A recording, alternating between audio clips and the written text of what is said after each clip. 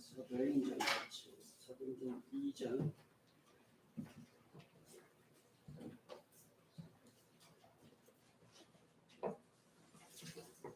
43절 47절을 같이 읽겠습니다.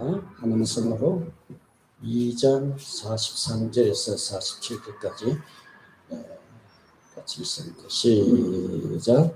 사람 나라 두려워하는데 사람으로 말미암아 기사와 표적이 많이 나타나니 믿는 사람이 다 함께 있어 모든 물건을 서로 통용하고 또 재산과 소유를 팔아 각 사람의 필요를 따라 나눠주며 날마다 마음을 같이하여 성전에 모기를 힘쓰고 집에서 떡을 떼며 기쁨과 순전한 마음으로 음식을 먹고 하나님을 찬미하며 온 백성의 칭송을 받으니 주께서 구원받는 사람을 날마다 다하게 하시니라.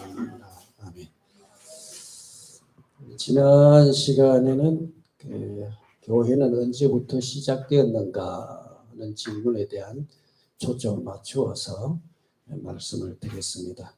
오늘 이 시간은 지금의 교회, 우리 현재 교회, 오늘 우리 교회, 오늘 이 시대 교회, 이 교회가 과연 초대교회와 똑같은 모습을 유지하고 있는가 하는 질문에 좀 초점을 맞추어서 오늘 말씀을 생각해 보고자 합니다.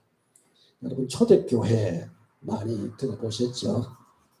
초대교회라 하면 어떤 교회를 초대교회라고 합니까? 초대교회. 초대교회는 신약 성서에 나타나는 모든 교회를 우리 초대교회라고 합니다. 신약 성서에 나타난 모든 교회. 그러니까 교회가 제일 먼저 세워진 게 AD 몇 년요? 교회 주민등록번호 제가 지난번 말씀하셨는데 3005이고 AD 30년에 교회가 처음 이 땅에 등장했습니다. 그죠? AD 30년에 최초로 세워진 교회가 바로 예루살렘 교회입니다. 이 세상에 제일 먼저 등장한 게 예루살렘 교회. 예루살렘 교회와 함께 유대와 사마리아 지역에 여러 교회들이 세워지죠. 그리고 이제 최초로 이방인 교회가 세워지는데 어디에 세워졌죠? 수리아 안디옥이 세워진 안디옥 교회입니다. 수리아 안디옥 교회. 여기서 이제 바울과 바나바가 이제 그 선교사로 파송되어서 그 복음을 전하죠. 그래서 이제 그 제일 먼저 1차 전도 여행 때 세워진 교회들이 갈라디아 지역입니다. 갈라디아 지역. 그래서 이 갈라디아 지역에 여러 교회들이 세워지죠. 그래서 그 갈라디아 나중에 이제 1차 전쟁이 끝나고 그 유대인들로 인해서 여러 가지 그 율법 문제가 등장하면서 바울이 급하게 써서 보낸 편지가 갈라디아 서적이죠. 갈라디아 지역에 교회가 세워지고 또 소아시아 그 지역에 교회들이 2차 전쟁이 소아시아 지역에 그리고 그 다음에 이제 유럽 지역인 그 마게도니아 지역과 그 다음에 고린도 있는 쪽에 아가야 지역 또 이 지역에 여러 교회들이 또 세워집니다. 그죠?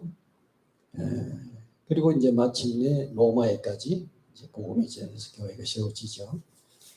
우리는 이 모든 교회를 통틀어서 초대교회 혹은 신약교회 그렇게 부릅니다. 한번 우리 따라해 볼까요? 신약교회, 초대교회, 신약교회, 초대교회 그렇게 부르는데 신약 성경에 나타난 이런 여러 초대교회에서 우리가 공통점을 찾을 수 있을까 하는 겁니다. 그러니까 우리 성경에 나오는 많은 교회들이 있는데 그 교회들의 다양한 교회 속에서 그 공통점을 찾아낼 수 있느냐 하는 것입니다. 우리가 신약교회 시대 이후에 생겨난 사실 교회들 그러니까 신약 성경에 나타난 교회들 외에 이제 역사 속에 나타난 교회들을 보면은 대부분 교회가 너무도 많이 왜곡되고 또 변질되어 왔다 하는 걸 역사를 통해서 우리는 알 수가 있어요. 특히 로마 가톨릭 교회가 그러합니다. 로마 가톨릭은 그 교회의 정통성을 그들은 자랑합니다. 흔히 하는 이야기가 뭐가 있어요? 우리는 큰 집이고 개신교는 뭐라고요? 작은 집이다. 뭐 이런 이야기들을 뭐 일방적으로 하죠. 그게 이제 말하자면 자기들은 정통성을 갖고 있다. 이걸 강조하는데 사실은 정통성은 있을지 모르지만은 그 교회의 모습은 신약 교회와는 너무나도 다른 모습으로 변질되었다 하는 겁니다. 가톨릭은 사실 어떤 의미에서 신약 교회하고는 거리가 너무 멀어요. 우리 종교개혁 이후에 생겨난 우리가 이 개신교회들, 모든 우리 개신교회들 역시 상황은 비슷해요. 이 신약 교회 이상에 접근했다고 주장하지만은 실제 모습을 이렇게 들어가서 보면은 신약 교회와는 좀 거리가 먼 부분이 참 많다. 이런 것을 느끼게 됩니다. 그래서 우리가 이 교회를 이야기할 때 그 바른 기준, 바른 기준이 꼭 필요합니다. 그 기준을 어디서 찾을 수 있느냐? 그것은 바로 신약 성서에 나타난 신약 교회에서 그 기준을 찾아야 한다는 말씀입니다. 물론 신약 교회라고 해서 신약 성서에 나타난 교회에서 다 완벽한 교회는 아니에요. 그래도 우리는 신약 성경을 통해서 신약 교회를 통해서 교회의 원형을 찾아야 한다 하는 말씀입니다. 아멘. 교회의 원형을 어디서 찾으라고요? 신약 교회에서 찾아야만 한다. 어느 교회가 건강한 교회고 어느 교회가 가장 바람직한 교회냐는 것은 신약 교회를 통해서 우리는 찾아야 한다는 것이죠. 오늘 읽은 본문은 최초에 나타난 예루살렘 교회의 모습이 어떠한지를 간략하게 우리에게 보여주고 있어요. 그죠? 여러분 방금 읽었습니다. 그죠? 사람마다 두려워하는데 사도들을 말미암아 기사와 표적이 많이 나타납니다. 사람마다 두려워했다는 것은 초대교회는 함부로 대할 수 없는 어떤 그런 신적인 권위가 있었던 걸 우리가 알 수가 있죠. 그리고 이제 신자들이 한 마음이 되어서 자신의 소유를 함께 나누고 함께 이렇게 통용했다. 이 기독교 최초의 어떤 공산사회가 이루어진 겁니다. 기독교 공산사회와 오늘날 공산주의하고는 전혀 다릅니다. 오늘날 공산주의는 강제적으로 가진 자의 것을 빼앗아서 평등하게 이런 것을 지향하죠. 그러나 기독교 공산사회는 자발적으로 지난번 이야기했듯이 자발적으로 우리가 땅도 내어놓고 집도 내어놓고 돈도 내어놓고 이래가지고 우리가 함께 공유했었던 그런 모습이죠. 그리고 이제 그들은 그런 공동체 삶을 살았고 날마다 이제 성전에 모였죠. 그들 하나님의 말씀을 사는 성전에 모이고 밤이 되면은 각 가정에 흩어져서 모여서 성찬을 나눕니다. 애찬을 나누죠. 애찬을 나누고 그리고 하나님을 예배하는 이런 삶들을 여기 간단하지만은 초대교회의 어떤 원형을 엿볼 수 있는 그런 모습을 묘사해주고 있습니다. 우리 침례교회는 항상 그 신약교회의 정신, 신약교회의 정신을 추구합니다. 제럴이라는 사람에 의하면은 신약 성경에는 그리스도의 교회가 소유하고 있는 위대한 5가지 기초석이 있다 이렇게 말하면서 5가지 이렇게 첫째 성령과 하나님의 말씀으로 중생한 신자. 그러니까 교인이라는 것은 신자라는 것은 어떤 사람이라고요? 성령과 하나님 말씀에 의해서 거듭난 사람, 중생한 사람들이 모인 곳이 바로 교회다. 아멘. 첫째 원리가 이거고 둘째가 물속에 잠기는 신자의 침례. 그러니까 우리가 이제 그 의식 가운데 이제 침례가 나오죠. 완전히 믿는 신자들이 하나님의 물에 잠기는 그 예식을 행하는 거. 이걸 신자의 침례. 세 번째, 교회 내의 신자의 어떤 평등성. 오늘날은 이게 성직자와 평신도직을 구분해가지고 이렇게 하는데 이게 사실 성서적이 아니죠. 그 다음 네 번째, 교회와 국가의 분리, 다섯째 성경의 유일한 권위, 이 다섯 가지를 이야기했어요. 그래서 오늘 이 신약교회의 원칙은 바로 침례교의 정신이다, 이렇게 말할 수 있습니다. 신약교회의 원칙은 침례교의 정신이다. 여러분 이거 좀 기억해 주시면 좋겠고, 이제 신약 성서에, 신약 교회에 나타난 그런 초대교회 특징들을 몇 가지만 쭉 살펴보겠는데, 여러분 교재 그 6쪽부터 쭉 보시면은 이제 오늘 살펴볼 내용이 되겠습니다. 자, 신약 교회는 성경을 유일한 권위로 삼습니다. 바울이 디모데전서에 보면은 디모데에 이렇게 권면하는 내용이 나옵니다. 아들 디모데야, 내가 네게 이 교훈으로서 명하노니 전에 너를 지도한 예언을 따라 그것으로 선한 싸움을 싸우며 하는 말씀이 나와요. 디모데서 1장 18절에 나오죠. 여기 교훈, 예언이라는 그 말은 쉽게 이야기해서 성경이다, 이렇게 이야기해도 가히 틀린 이야기가 아니죠. 성경이라 하면 구약 성경과, 그러니까 이 신약 성경이 기록될 당시에는 신약 성경이 없었잖아요, 그지요? 이건 뭐냐 하면은 사도들이 전한 말씀, 다른 말로 사도성, 이렇게 이야기할 수 있겠죠. 사도들이 전한 말씀이 신약 교회와 같은 역할을 했습니다. 그래서 에베소 2장 20절에 바울이 말하기를 너희는 사도들과 선지자들의 터 위에 세우심을 입은 자라, 그리스도 예수께서 친히 모퉁이 돌이 되십니다. 교회를 이야기하면서 사도 바울이 이야기하기를 너희는 사도들과 하는 말은 신약을 말합니다. 신약. 그리고 선지자들 터 위에 세움을 입었다. 선지자들 터는 구약을 이야기합니다. 그러니까 바로 이 교회의 기초는 신약과 구약으로 구성이 된다. 이렇게 이제 예수님이 그 모퉁이 되셨다, 이렇게 말씀하셨죠. 그리고 데살로니가후서 2절에 보면은 영어로나 또는 말로나 또는 우리에게 받았다 하는 편지로 현혹하는 말에 속지 말라 하는 말을 경고하고 있죠. 이처럼 그 초대교회는 성경을 유일한 권위로 삼았습니다. 우리가 지난번도 제가 늘 몇 번 이야기했지만은 성경을 유일한 권위로 삼는 거하고 성경을 최고의 권위로 삼는 거하고는 달라요. 어느 게 더 좋은 걸까요?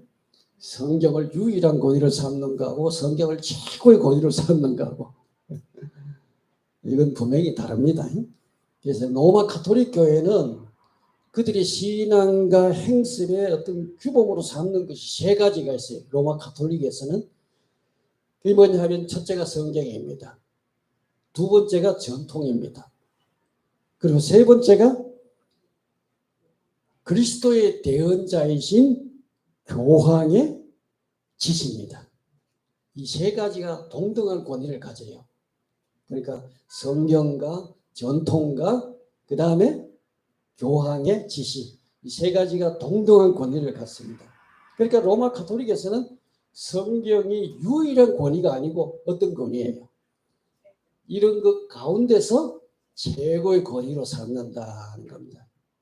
최고의 권위로 삼죠. 일반 개신교도 마찬가지입니다. 이 개신교가 말로는 성경을 믿는다고 말하면서 성경에 없는 신조, 신경, 신앙 고백, 총회 정관, 규약, 해칙, 헌법 등을 갖고 있습니다. 이 신조와 신경은 뭐냐 하면은, 여러분 우리가 신조, 신경 우리가 늘 접하죠? 뭡니까? 사도 신경이죠. 신조, 신경이란 말은 뭐냐 하면은 변경할 수 없는 원칙이라는 거예요. 변경할 수 없는 원칙. 그러니까 사도 신경이란 말은 사도들이 전승해 준 그 변경할 수 없는 교리, 이런 의미가 되겠죠. 그죠? 그러니까 이게 신조, 신경, 물론 성경 정신을 반영하고 있다고 주장하지만은 결국은 이것도 인간에 의해서 만들어진 지침에 불과하다는 겁니다. 우리 침례교회는 오직 성경만을 신앙과 행습의 유일한 권위로 삼습니다. 뭐를 유일한 권위로 삼는다고요? 침례교회는 바로 성경을 유일한 건 특별히 신약 성경의 정신을 따른다. 여러분, 이 침례교인들이 옛날부터 그 별명을 하나 갖고 있어요. 그 별명이 뭐냐면 책의 사람들. 한번 따라해보세요. 책의 사람들. 왜 책의 사람들이라 하냐면은 침례교인들은 성경을 유일한 권위로 삼기 때문에 우리 어떤 교리나 어떤 뭐 우리 그 교리를 교주는 아니고 하여튼 뭐 우리 그 교회를 창설한 사람들이 어떤 그런 신학 사상이 중심이 아니고 성경 자체. 그래서 우리가 신약 성경의 정신을 따른다 할 때 오해하기 쉽습니다. 그러면 구약은 그러면 안 믿느냐, 하나님 말씀을 안 믿느냐, 그런 말이 아니에요. 제가 이게 뭘 의미하는지 안식교를 예로 들어서 한번 설명해 보겠습니다. 안식교에서는 그 구약의 율법을 따라서 뭐를 지켜요? 안식일을 지키죠. 이건 그들은 성경에 말한 안식일을 지키라고 하지 않았느냐? 어디에 주일을 지키라는 게 있느냐? 안식일, 그 율법에 따라서 안식일. 또 그들은 율법에 따라서 먹는 음식들이 굉장히 까다롭습니다. 먹는 음식, 못 먹는 음식 이런 것을 가르치죠. 분명히 구약에 율법이 있습니다, 그죠? 그러면서 이제 그들은 말하기를 우리는 성경대로 행한다 이렇게 이야기합니다. 이 성경대로 행하는 걸 맞아요. 어떤 성경을 따라서요? 구약을 따라서 행하는 겁니다. 신약 정신은 아니에요. 이게 신약 성경에서 신약 정신에서 사실 벗어난 겁니다. 신약 성경이 그렇게 말하지 않아요. 이런 그 구약, 그러니까 성경을 우리가 구약을 이야기한다 해가지고 구약 정신 따른다 해가지고 이게 성경적이라고 말하는. 우리는 신약 성경을 따라야 한다. 신약 성경의 정신을 쫓아야 한다. 이제 이런 말씀을 좀 이야기. 그래서 우리는 침례교인들은 어떤 신학자들이나 사상들이나 그들의 신학 전통에 의지하기보다는 성경을 영감받은 하나님 말씀으로 신뢰하고 특별히 신약 성경의 원리를 추구한다. 이게 침례교회의 가장 중요한 정신입니다. 우리가 침례교회를 여러분 다르게 생각 하나도 없어요. 성경대로 믿는 가장 성경적인 교파입니다. 아멘. 두 번째 원리가 이 신약 성경에서 우리 찾을 수 있는 게 만인 제사장 원리. 여러분 들어보셨죠? 만인 제사장. 또 이게 만인하니까 온 세상 다 포함되는 것처럼 생각해가지고 또 만신자 제사장 원리 뭐 이렇게도 표현을 하고 뭐 여러 가지 표현하는데 만인 제사장 원리. 이것은 흔히 우리가 종교개혁자 마틴 루터가 내세운 주장으로 흔히 오해를 합니다. 그러나 이것은 신약 성경이 말하고 있는 가장 기본적인 진리예요. 우리 성경 구절 두 군데만 한번 찾아보겠는데 마태복음 23장 8절에서 10절을 우리 같이 한번 찾아서 읽어봅시다. 마태복음 23장 8절에서 10절. 마태복음 23장 8절 10절 같이 읽습니다. 시작. 그러나 너희는 랍비가 뭐죠? 네, 선생입니다. 그죠? 다시 읽겠습니다. 그러나 시작. 그러나 너희는 랍비라 칭함을 받지 말라. 너희 선생은 하나요. 너희는 다 형제니라. 땅에 있는 자를 아버지라 하지 말라. 너희 아버지는 한 분이시니 곧 하늘에 계신 이시니라. 그 또한 지도자라 칭함을 받지 말라. 너희 지도자는 한 분이시니 곧 그리스도시니라. 이 말씀에 의하면 오늘 우리는 어떤 존재들이라는 겁니까? 우리는 하늘에 계신 한 아버지를 섬기는 뭐예요? 형제 자매다 하는 말씀입니다. 아멘. 우리는 한 아버지를 섬기는 모두가 자녀들이에요. 특별히 여기 땅에 있는 자들 뭐 지도자라 칭하지 말라. 그 다음에 뭐라 그랬어요? 아버지라 칭하지 말라. 이거 왜 아버지라 칭하지 말라고 했을까요? 여러분, 아버지는 생명을 주는 자입니다. 아멘. 생명을 줄 수 있는 분은 오직 누구밖에 없어요? 하나님 한 분밖에 없어요. 이 땅에 우리가 생명을 주는 사람은 하나님 말고는 없습니다. 우리가 이거 참 옛날에 저도 그랬어요.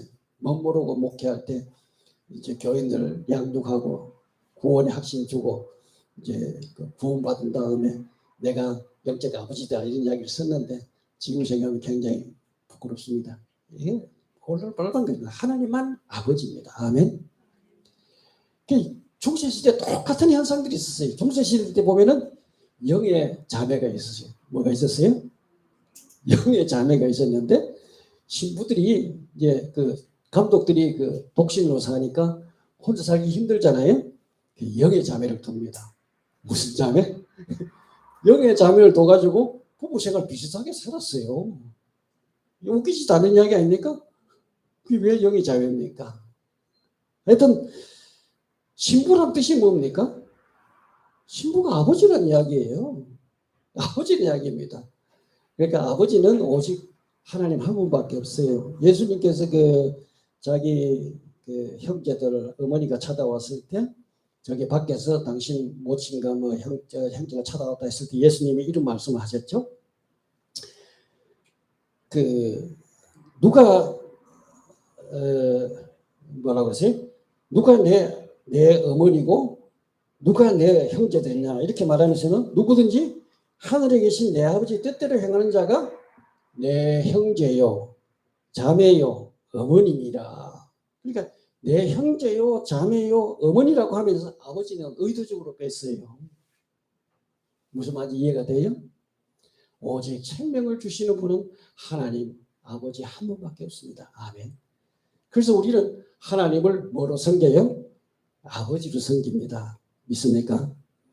교회 가면은 이놈들은 참 시상놈들 촌수도 없는 놈들 아버지도 하나님을 아버지라고 부르고 지 자식도 하나님을 뭐라고 불러요? 아버지라고 부르고 뭐 어쩔 수 없습니다. 아버지도 하나님으로부터 생명을 받았고 아들도 하나님부터 생명을 받았습니다. 영적으로 보면은 아버지나 아들이 다 뭐예요? 형제입니다. 재밌죠? 이게 교회입니다. 베드로전서 2장 또 9절에 보면은 그 성도를 가리켜서 이렇게 이야기했죠. 너희는 택하신 족속이요 왕 같은 제사장들이요 거룩한 나라요 그의 소유된 백성이다. 여기 너희는 특정한 사람이 아니에요. 목사만 택한 족속이고 왕 같은 제사장이 아니라 모든 신자를 일컫는 말입니다. 아멘. 그 여러분이 누구라고요? 택한 족 한번 따라해봐. 택한 족속, 왕 같은 제사장들, 거룩한 나라, 그의 소유된 백성. 아멘. 우리 신자는 모두가 하나님의 택한 족속이에요. 누구라고 우리가? 우리는 하나님이 선택한 택한 족속이라 이 말입니다. 왕 같은 제사장들은 거룩한 나라이고 그의 소유된 백성이다. 실제로 우리는 제사장으로서 하나님께 날마다 나아가서 우리는 어떻게 한다고요? 항상 찬미의 제사로 하나님을 경배하고 예배합니다. 아멘. 지금 여러분이 지금 하나님 앞에 누구로 어떤 자격으로 나왔다고요? 왕 같은 제사장의 자격으로 나와서 지금 하나님 앞에 우리는 거룩한 제사를 드리는 겁니다. 할렐루야. 그래서 우리가 그 히브리서에서 말씀하셨죠. 그러므로 우리는 긍휼하심을 받고 때를 따라 돕는 은혜를 얻기 위하여 은혜의 보좌 앞에 담대히 나아갈지니라. 특정한 사람만이 하나님 앞에 나아가는 특권이 있는 게 아니에요. 우리 개인 모두가 하나님 앞에 나아갈 수 있는 하나님의 백성이다. 그래서 교재 9쪽에 보면 교회는 성직자 중심이 아니다는 박스 안에 쳐놓은 내용이 있습니다. 여러분 함께한 시간이 많지 않기 때문에 한번 그거 읽어보시기 바랍니다. 제가 한번 물어볼게요. 여러분 목사가 교인일까요? 교인이 아닐까요? 제가 널푸른 게 교인일까요? 교인이 아닐까요? 여러분 괜찮습니다. 그냥 이야기해 보세요. 뭐예요? 교인입니다. 널푸른 게 교인이에요. 제가 신자일까요? 신자가 아닐까요? 똑같은 신자입니다. 여러분과 동일한 교인이고 여러분과 동일한 신자예요. 신자이고 교인이면서 우리는 목회 사역을 감당하는 거예요. 아멘. 목사의 직을 감당하는 겁니다. 아멘. 우리가 목사는 교인들과 동떨어진 특별한 존재로 우리 갈로 밖에 있는 사람이 아니라 이 말입니다. 무슨 말인지 이해가 되죠? 우리는 동일한 같은 교인이에요. 같은 신자예요. 그래서 우리는 같은 형제로. 아멘. 목회 사역을 목회를 하시는 분이 목사님. 직이 바로 목사라는 직입니다. 아멘. 네, 여러분 좀 이해를 하고 넘어가면 좋겠죠? 자, 세 번째로 교회의 독립성이에요. 교회의 독립성. 신약 성경에는 개교회가 독립해서 자체적으로 행정을 펼쳐나가는 독립교회라는 말씀입니다. 다시 말해서 예루살렘 교회가 모교회라 해가지고 사마리아 교회에 뭐 협조를 했지만은 뭐 간섭하거나 뭐 거기 마음대로 이렇게 하라 저렇게 하지 않았어요. 안디옥 교회가 모교육에 대해서 개척을 많이 했다고 해가지고 안디옥 교회가 다른 교회를 지배하거나 뭐 어떤 주장하지는 않았습니다. 우리 그 교재 9쪽 그 두 번째 박스 한번 읽어볼까요? 요건 한번 잠깐 보고 넘어가면 좋겠습니다. 같이 한번 읽어봅시다. 거기에 지방교회, 지역교회입니다. 그 다음에 전체의 우주적 교회를 이야기하는데 같이 한번 읽고 첫째 시작. 지방교 에클레시아는 교회입니다. 에클레시아는 전체 에클레시아의 부분 또는 구역이 아니다. 거기까지 다 읽으면 좀 그렇고 그러니까 어떤 부분이 아니에요. 어떤 큰 전체 지역에 속한 부분이 아니다. 그러니까 두 번째 그 밑에 전체 에클레시아 시작. 전체 에클레시아는 지방 에클레시아 집합 또는 연합도 아니다. 그러니까 독립적이라는 겁니다. 제일 밑에만 읽어보겠습니다. 각 에클레시아, 각 집회 시작. 각 에클레시아, 각 집회, 각 공동체, 각 교회는 아무리 작고 아무리 빈약하고 아무리 보잘것없는 하더라도 완전한 하나님의 에클레시아 교회라는 거죠. 하나님의 집회, 하나님의 공동체, 하나님의 교회의 관련이고 표현이며 시결이다. 아멘.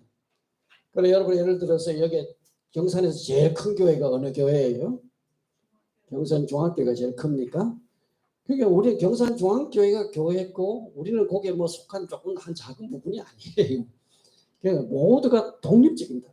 아무리 하잘것없는 교인이 몇 명이 모이든지 간에 그 교회는 독립적으로 하나님의 에클레시아입니다. 아멘. 하나님의 백성들이고 하나님의 자녀들이고 하나님의 가족이에요. 그죠? 자, 그러면 이제 신약교회 운영 형태로 넘어가고 있습니다. 신약교회는 회중 중심적으로 모였다는 것을 알 수 있습니다. 보통 우리가 정치 형태 그러면 세 가지가 있어요. 첫째, 이렇게 감독이 중심이 되는 감독 정치. 그다음 두 번째는 이 귀족 정치 형태가 있어요. 소위 장로 정치라고 할 수 있죠. 장로 정치. 세 번째는 회중이 중심이 되는 회중 체제가 있습니다. 회중 중심 정치가 있습니다. 신약 교회는 회중이 중심이 되는 회중 정치 형태를 띠고 있습니다. 제가 간략하게만 설명을 넘어가요.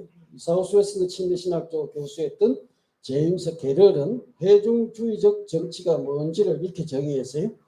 회중주의적 정치란 예수 그리스도의 주권 아래서 성령님의 지도를 따라 어떤 상위에 혹은 권력을 가진 기구들의 간섭을 받지 않고 회중을 구성하는 회원 각자가 교회 일과 교회 결정에 목소리를 내면서 회중이 스스로 다스린 정치를 말한다.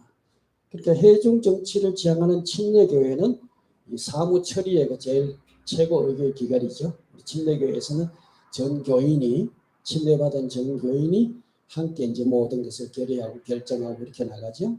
그래서 우리 장로교회는 귀족 정치 형태입니다. 장로들이 당회를 구성해가지고 거기서 모든 중심을 다 되죠.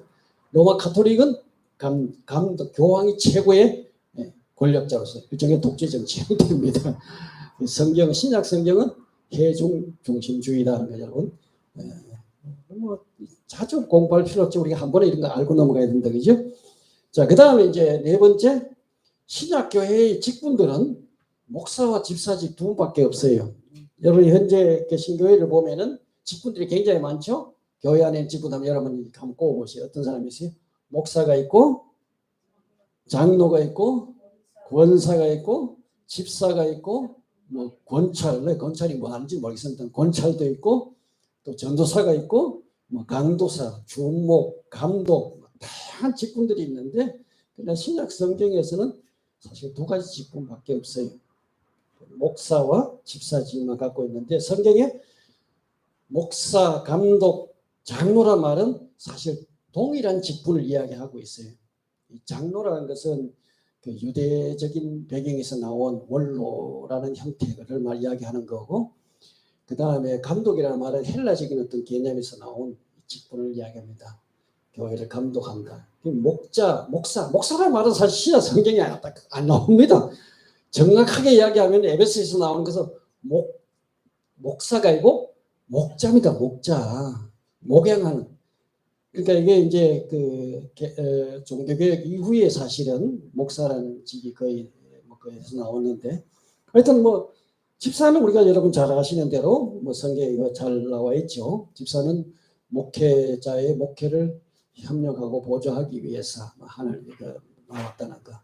두 가지 직분이 있다는 것을 좀 기억하면 좋겠고, 그다음 다섯 번째, 신약교회의 의식은 침례와 주의 만찬 두 가지밖에 없습니다. 여러분 이 교파별로 보면 의식이 다양합니다. 로마 가톨릭에는 성례가 몇 가지 있어요? 7성례가 있습니다. 7성례. 로마 가톨릭에 7성례가 있는데 7성례 내용이 뭡니까? 첫째, 영세. 영세는 뭐예요? 세례.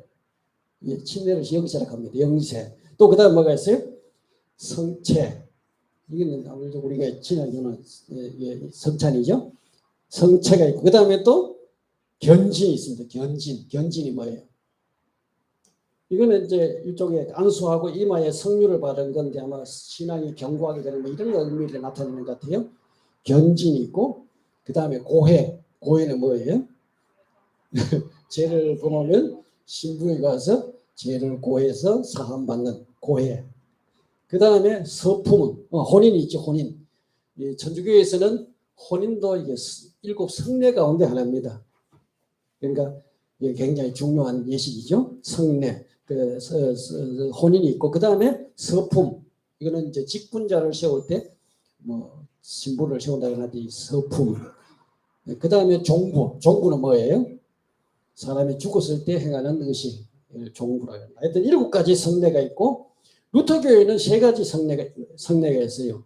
세례와 성찬식과 고해가 있습니다. 고해. 개신교에서는 보통 2가지가 행하죠.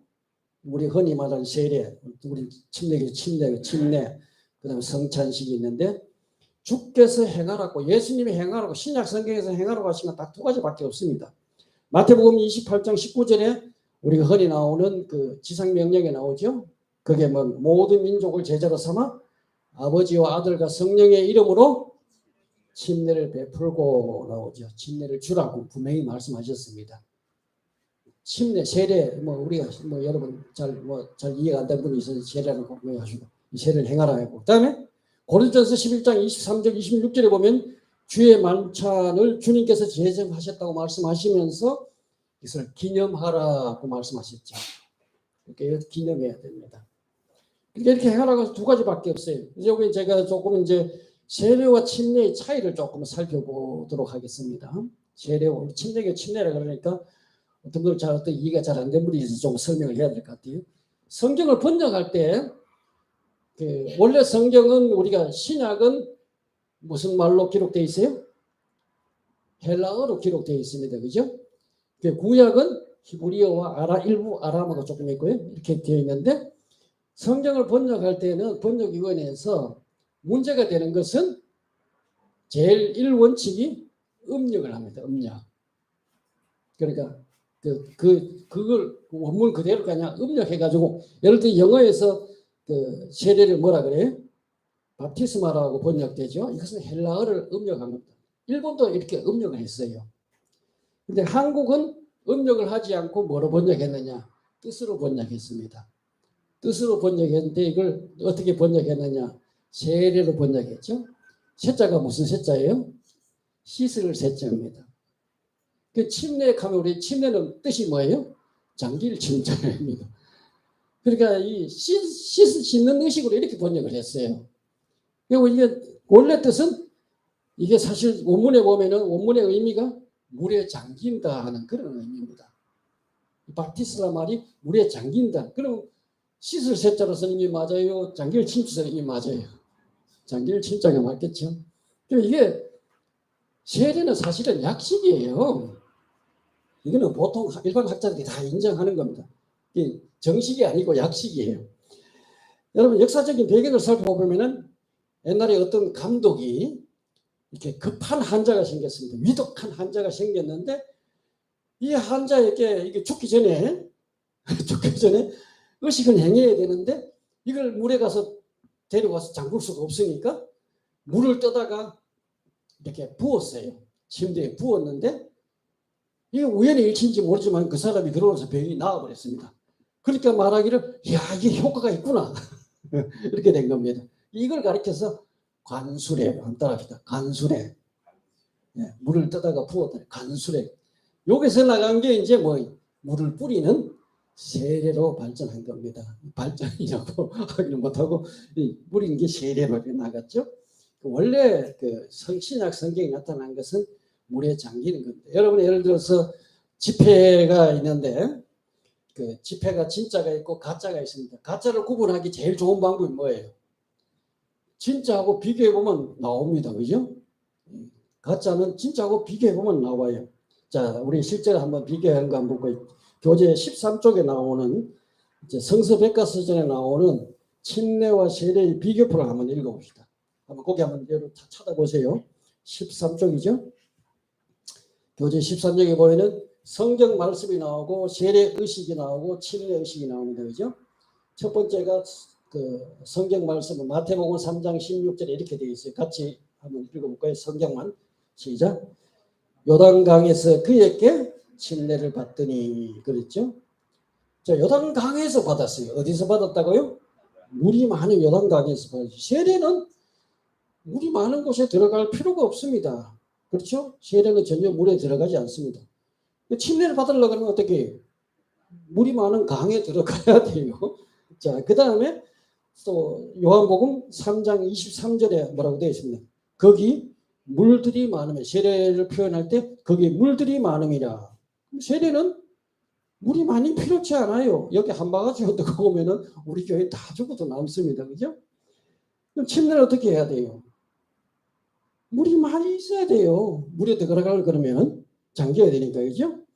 그 다음에 사도행전 8장 36절 보세요. 거기 뭐라고 되어 있어요? 물 있는 곳에 이르러. 물 있는 곳에 사람이 찾아갔습니다. 그죠? 세례는 물 있는 곳에 찾아갈 필요가 없어요. 물을 또 오면 돼요. 그렇죠? 이 장소로 옮겨오면 됩니다. 우리 침례 받으려면 어떻게 물 있는 곳으로 어떻게 가야 되죠? 그 다음에 사도행전 8장 38절에 보면 침례 주는 사람과 받는 사람 둘 다 물에 내려가 그랬습니다. 세례는 물에 내려가는 일이 없습니다. 침례는 어떻게 해야 돼요? 물에 내려가야 침례를 줄 수 있죠. 그죠? 그 다음에 사도행전 8장 39절에 둘이 물에서 어떻게 올라갈새 물에 잠겼다가 올라옵니다. 그죠? 세례는 물에 올라오지도 않습니다. 침례는 물에 잠기니까 다시 올라와야 되죠. 그죠? 자, 그 다음에 골로새 2장 12절에 보면 뭐라고 되어 있어요?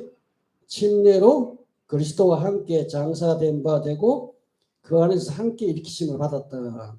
세례는 그러니까 침례는 물에 들어갈 때는 장사를 표현하는 거예요. 물에 잠기는 건 무덤에 묻히는 것을 상징하고 물에서 올라오는 것은 다시 살아나는 것을 의미합니다. 세례는 이걸 표현하지 못합니다. 세례 의식으로서는 절대로 침례 의식을 그 의미를 표현할 수가 없어요. 그 다음에 갈라디아 3장 27절을 봅시다. 시작. 누구든지 그리스도와 함께 합하여 침례 받은 자는 그리스도 옷 입느니라. 세례는 머리 부분만 전달되기 뭐 전체 옷 입는 게 아닙니다. 그죠? 침례는 전신이 새 옷을 입는다는 상징이죠. 그 다음에 베드로전서 3장 20절 다 하여튼 쭉 하여튼 읽어보세요. 똑같습니다. 그죠? 자, 침례는 믿는 자에게 베푸는 의식이에요. 이게 기독교가 제일 먼저 변질된 게 이 침례 의식에서부터 변질이 오기 시작합니다. 뭐냐면 이거 침례 미신화가 되는 거예요. 이게 하나의 어떤 상징이 아니고 침례의 어떤 신비한 이런 의식을 통해서 뭐가 있는 거로 생각했어요. 그래서 침례를 받으면 재사함 받는다고 생각했어요. 그래서 이제 이게 여기서 유아 세례가 나오는데 한번 생각해 보세요. 예를 들어서 침례가 재사하는 그런 어떤 효력이 있다고 생각한다면은 어린아이가 태어나자마자 어떻게 하면 돼요? 침례 줘버리면은 죄를 깨끗이 씻을 수 있습니다. 그죠? 또 반대로 내가 죄 짓고 살다가 이 죽기 전에 말하자면은 죽기 전에 침례받으면 죄를 깨끗이 씻고 어떻게 해요? 천국으로 직행할 수 있다. 이렇게 생각하는 이런 형태, 이게 이제 미신화된 거죠. 그래서 우리가 다 이게 비성서적입니다. 요하에게 세례 주는 것은 사실 성서적이 아니에요. 뭐 그런 내용들 거기 읽어보시면 되니까요. 침례는 쉽게 이야기하면 입교식하고 같아요. 1년에 저 평생에 한 번 받지만은 주의 만찬은 어떤 의미에서 야전병원과 같습니다. 우리가 상처받고 힘들 때마다 주의 뜻을 말씀을 생각하면서 주의 죽음과 부활을 생각하면서 그 의식에 참여하는 이런 것이죠. 자, 주의 만찬에 대해서 한번 나눠봅시다. 오늘 대부분 교회들이 주의 만찬이라 하지 않고 뭐라 그래요? 성만찬 그러죠? 성만찬.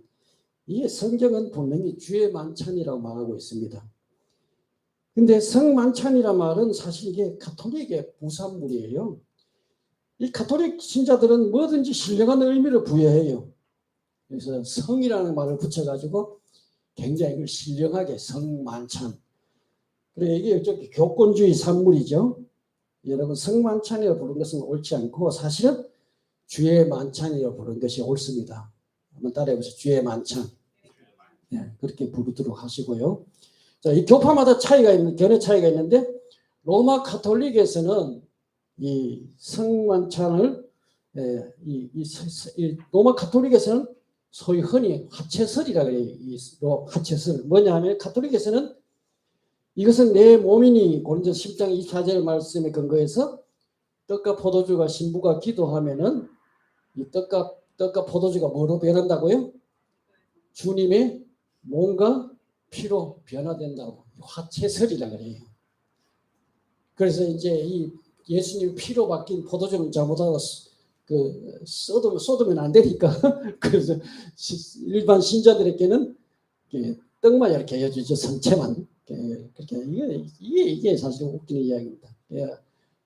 천주교에서는 화채설을 주장하고 그 다음에 루터교에서는 공존설 혹은 공채설 뭐 이렇게 이야기하는데 공채설은 떡과 포도주를 믿음으로 받을 때에 그 물질 속에 그리스도의 몸과 피가 함께 공존한다. 이렇게 루터교에서 생각하고 있고 칼비니즘에서는 칼빈들은 영적 현현설 그래가지고 칼빈은 주의 만찬 시에 그리스도가 영적으로 여기 나타나 계신다. 이렇게 주장을 했고 주인글리 상징설인데 주인글리는 주의 만찬은 그리스도의 몸과 피를 상징하는 것이다.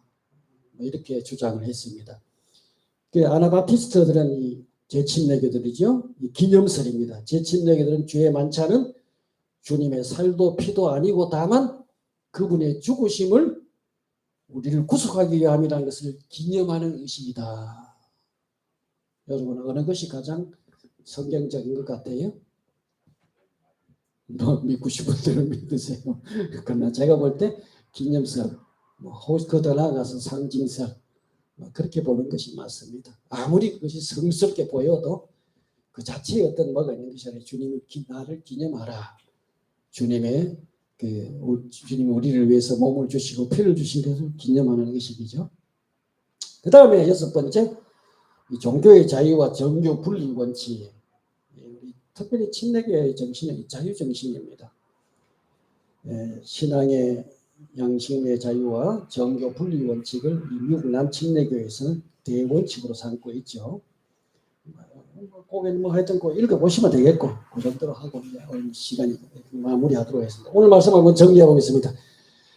우리가 그 성경을 신약 성경의 정신을 우리는 공통점을 찾아야 되는데 그 공통점들을 제가 여러 가지를 제시했어요. 첫째, 성경의 유일한 권위. 두 번째, 만인 제사장의 원칙. 세 번째, 개교의 독립적인 지위와 회중주의 원칙.